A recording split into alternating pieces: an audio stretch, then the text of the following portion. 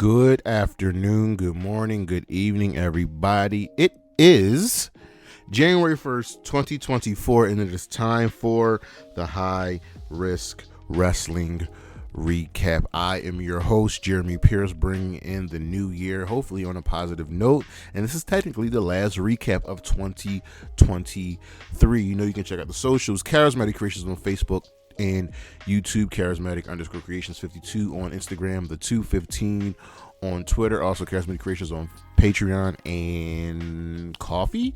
And the Wix site will be coming soon, probably by the end of the month. But for now, you know what's next, so just let's get into the news.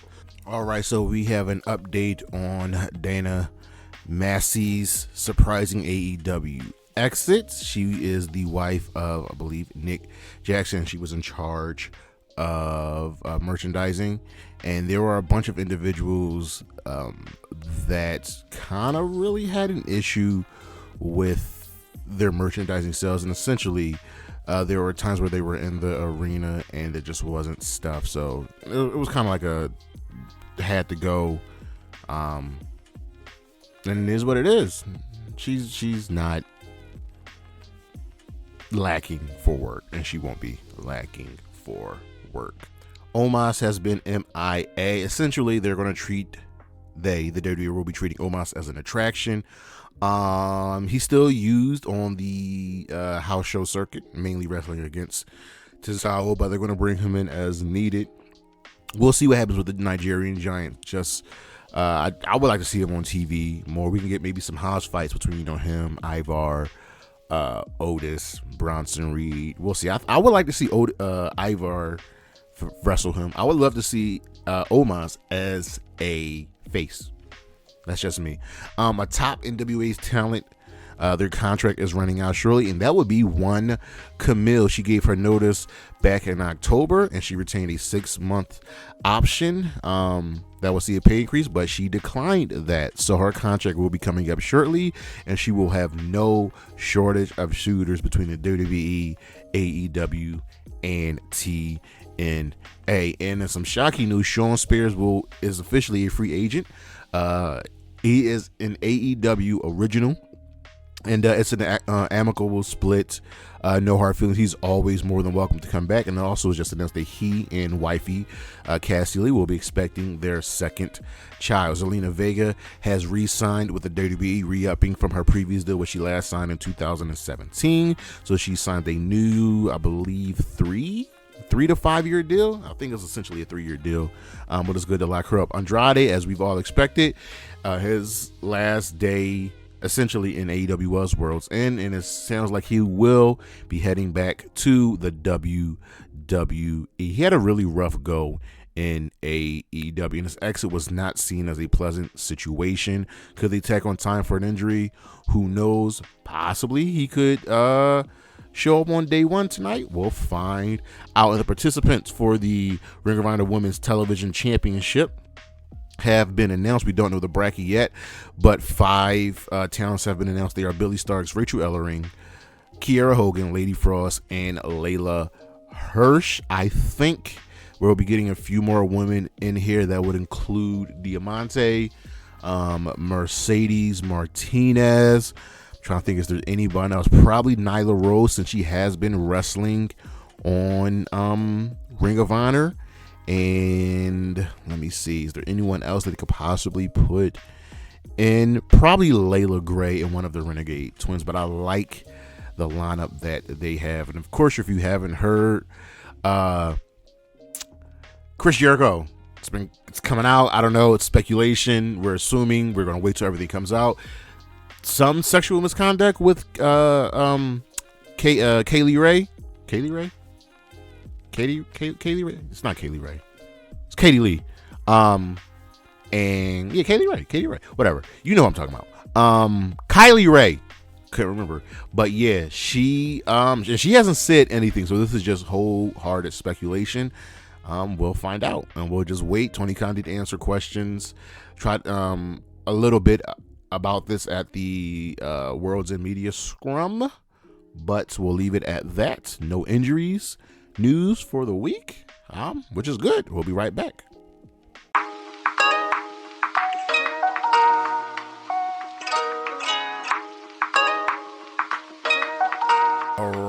right, let's get into the weekend review. Short, actually. Monday Night Raw was a best of show. So we move over to Dynamite, which was the go-home show for World's End. So we open up with Moxley, Swerve, and Jay White facing each other in the Gold League final, which Moxley won that in a very, very good match. We had a hype video for the Blue League final between Eddie Kingston and Bryan Danielson. Swerve agreed to face Keith Lee at World's End. Renee Paquette interviews Mariah May, and she hypes her match, which will be going down this week. Don't know who she's facing just yet. Riho came out to attack her. Then Tony tried to attack Riho but failed, and they just all failed to get their hands on Riho. Orange Cassidy just accepted a trios match on behalf of the Best Friends to take on Top Flight. And Rocky Romero's like, he just does this. Now, Miro says he will redeem Andrade at World's End. Don Callis in the ring with Tony Schiavone shared a new painting of, his family. And then Sammy Guevara made his triumphant return, right? And he doesn't like that Callis had a painting of, his new baby. And Callis gave him an ultimatum. What family do you want? You want this family or your crappy family at home? Sammy then took a small dig at the AEW creative. He's like, well, Takeshi to beat Kenny twice and no one remembers that, no one cares. And Powerhouse Hobbs destroyed Jericho and no one cares. And he's essentially right. Like, they got big wins and then nothing. The family then attacked Sammy, and so Jericho made the save, and then Darby and Sting made the save. Totally random. Roddy still says that MJF is the devil. Eddie Kingston, in a shocking upset victory, defeated Bryan Danielson in the Blue League final.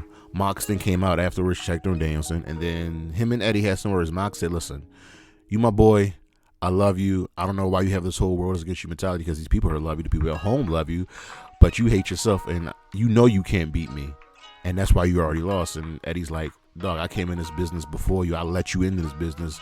Don't disrespect me like that. He says, I'm going to beat you, I'm going to hurt you, and I'm going to enjoy it.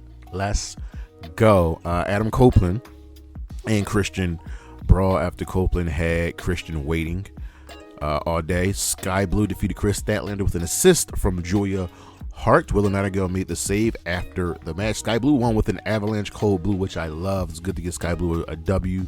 I just like all the women involved here. Soraya got Harley Cameron as a gift for Ruby. I'm trying to figure out where this is going to go, and Harley had a knife. I don't know. It's weird. We'll see what happens. The Devil's Men defeated MJF and Samoa Joe for the Ring of Honor Tag Team Championship. This was quick because Joe got hurt, got attacked, and then they just won. And they won with the Heat Seeker. And then on the screen it pops up with the Devil saying, pleasure doing business with you. Like, what? Joe hits MJF with a chair. And he was working with the Devil, but Joe isn't the Devil. This show gets a fist. It was a solid go-home show. Impact also was a best of show, and SmackDown also was a best of show, so nothing to see here. A short week. We did have a Rampage though.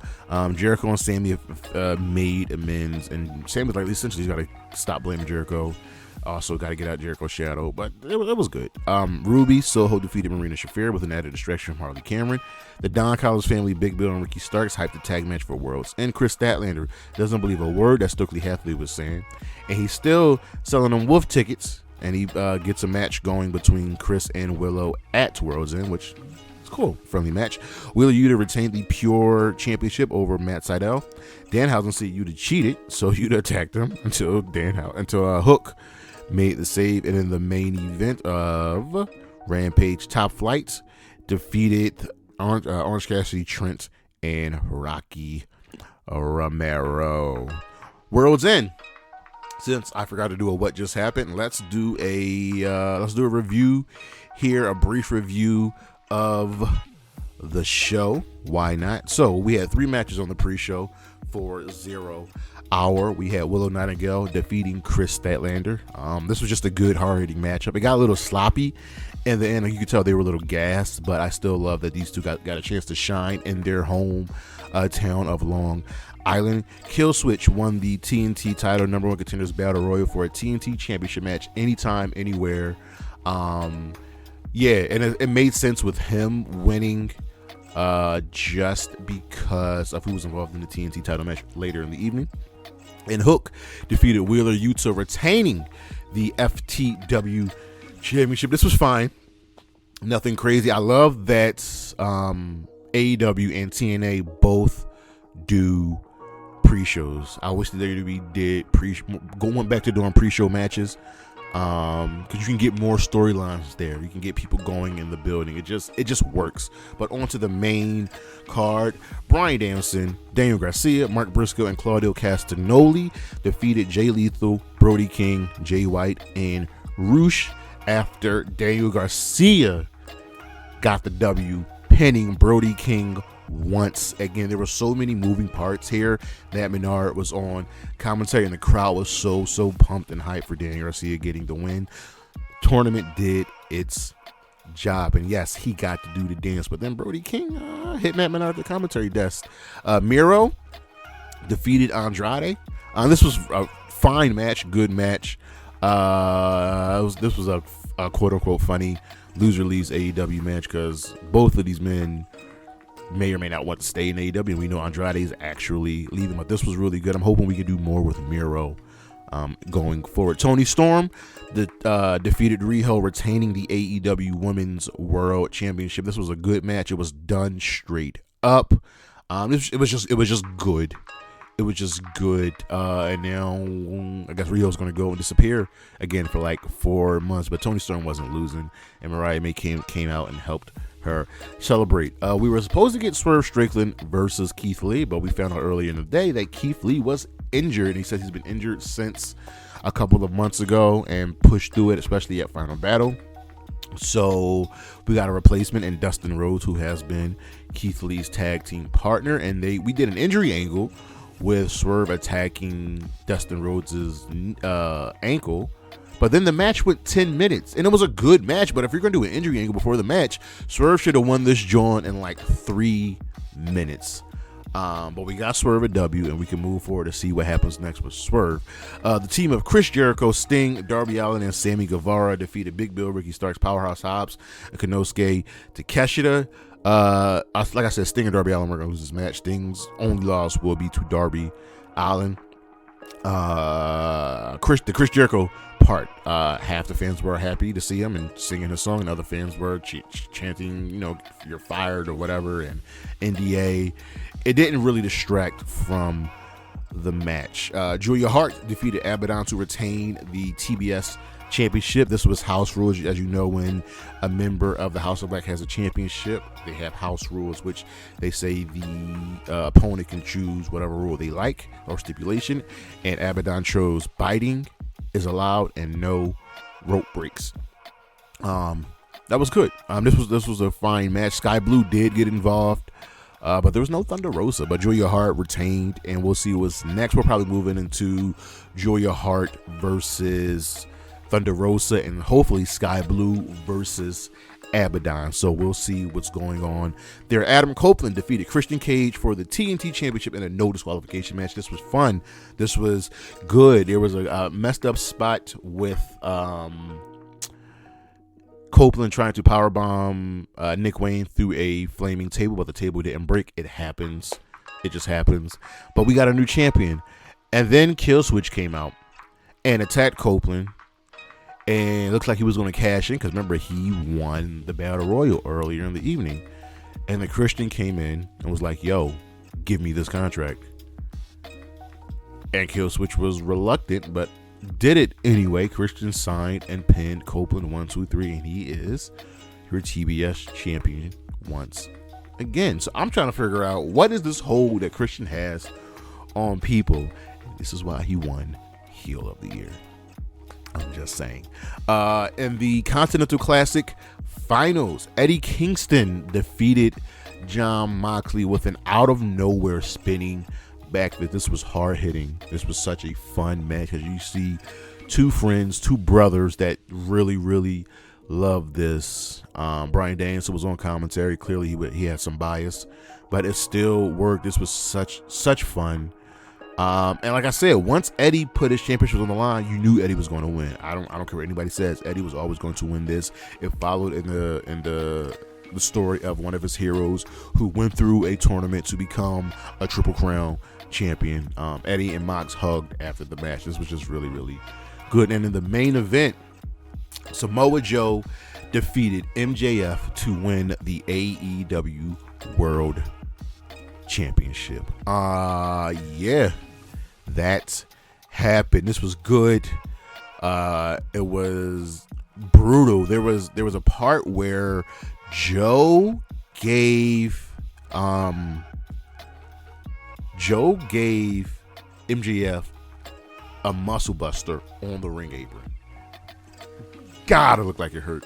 But we have a new world champion, and Samoa Joe has earned this. I don't care about anything going forward when it comes to Joe earned this because he never got a shot in WWE. They should have gave him a world championship run. But Samoa Joe is your new AEW world champion, and then the devil showed up. Well, here's the thing. Adam Cole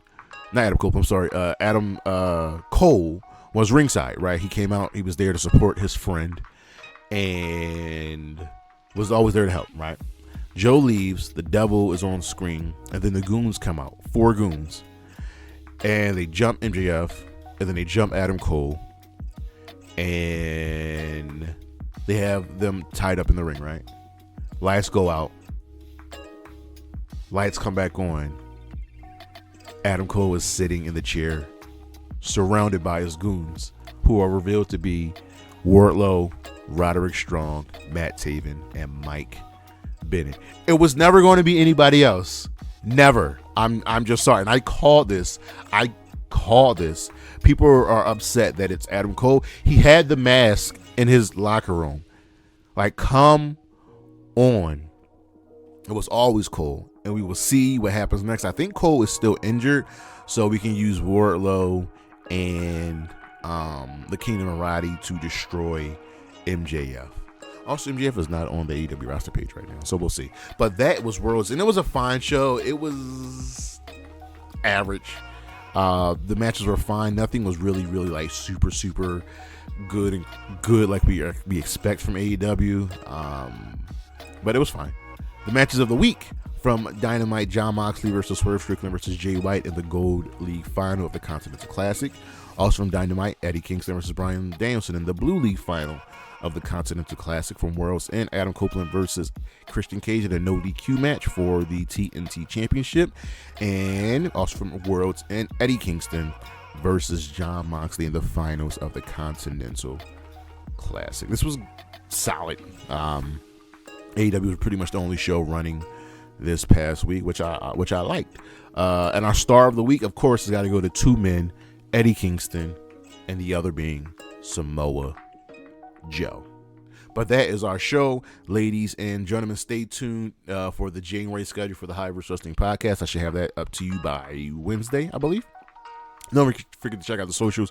Charismatic Creations on Facebook and YouTube. Charismatic_Creations52 on Instagram. And of course, the 215. This is the High Risk Wrestling Recap. Happy New Year. And thank you for joining me. I cannot wait to do another year with you. Peace.